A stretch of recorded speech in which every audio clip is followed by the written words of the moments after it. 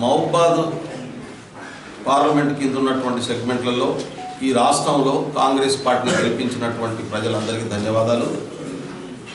గెలిచిన 25 రోజుల్లోనే మా ముఖ్యమంత్రి రేవంత్ రెడ్డి గారు ప్రజలకు ఇచ్చినటువంటి వాగ్దానాల్ని 6 గ్యారంటీలను 100 రోజుల్లో అమలు చేయడం కోసం ఒక యుద్ధ ప్రాతిపదిక మీద పని మొదలుపెట్టారు. ఇప్పటికే 2 గ్యారంటీలను అమలు చేశాము.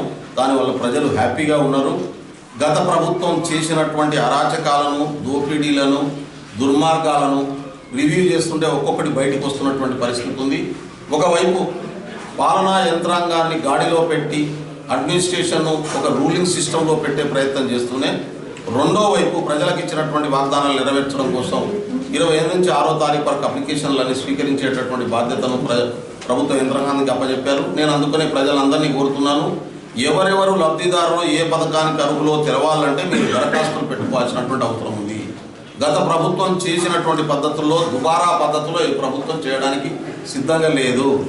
రైతు బంధు పథకం ఉంది, రైతులకు అదేవిధంగా వ్యవసాయం చేస్తున్నటువంటి వాళ్ళకు అందించాలనేటటువంటి ఉద్దేశంతో, వ్యవసాయం మీద ఆధారపడి జీవిస్తున్నటువంటి కుటుంబాలకు దాని ప్రయోజనం అందించాలనేటటువంటి ఉద్దేశంతో పట్టా రైతులకు కావచ్చు, అదేవిధంగా కౌలుకు తీసుకొని పనిచేసే రైతులకు కావచ్చు, వ్యవసాయ కూలీలకు కూడా చేతనియ్యాలనేటటువంటి బాధ్యతను ప్రభుత్వం నిర్ణయించింది. కాబట్టి ఇన్ఫర్మేషన్ తీసుకుంటుంది. అదేవిధంగా తెల్ల రేషన్ కార్డు ఇంతవరకు ఒక్కటి కూడా ఈ రాష్ట్రంలో 9.5 సంవత్సర కాలంలో ఇవ్వబడలేదు. కాంగ్రెస్ ప్రభుత్వం ఇవ్వబోతున్నది. కాబట్టి రేపు మీరు నింపేటటువంటి ఆ కాలంలో ఆ డీటెయిల్స్ కూడా పెట్టాలని చెప్పి నేను కోరుతా ఉన్నాను. మూడో ముఖ్యమైనటువంటి అంశం, ఒకవైపు ప్రభుత్వం యుద్ధ ప్రాతిపాదిక మీద సరిచేసే ప్రయత్నం చేస్తూ ఉంటే, గతంలో 9.5 సంవత్సరాలు ఏ పని చేయకుండా గాడిద పనులు దోమినటువంటి వాళ్ళు, గరగరు పీక్కుండా బయట కూర్చున్నటువంటి వాళ్ళందరూ కూడా ఇవాళ కాంగ్రెస్ మీద అవాకులు చవాకులు వెళ్తూ ఉన్నారు. మీరు నోరు దగ్గర పెట్టుకోవాలని చెప్పి వాళ్ళు హెచ్చరించదలుచుకున్నాం.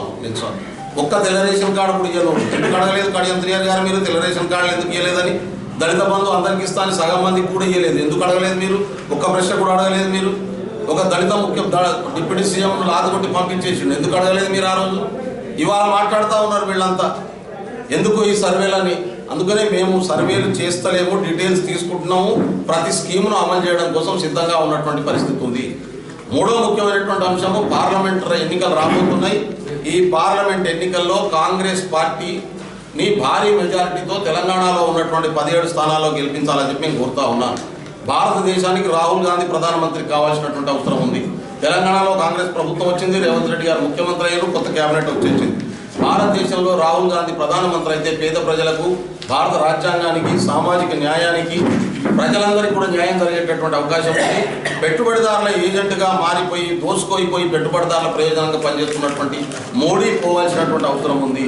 అందుకని ఈ 17 సీట్లను గెలిపించాలని చెప్పి నేను కోరుతా ఉన్నాను. మహబూబాద్ నుంచి కూడా పార్టీ నాకు అవకాశం ఇస్తుంది. నన్ను పార్లమెంట్కి ఇక్కడ నుంచి పంపించాలని చెప్పి మహబూబాద్ ప్రజలందరినీ కోరుతా ఉన్నాను. అదేవిధంగా పార్టీ రేపు చేయబోయేటటువంటి సర్వేలలో కూడా ఎక్కడికక్కడ కాంగ్రెస్ పార్టీ కార్యకర్తలు, ప్రజలు నా పేరును ప్రతిపాదించాల్సిందిగా మీడియా ద్వారా మిమ్మల్ని కోరుతా ఉన్నాను.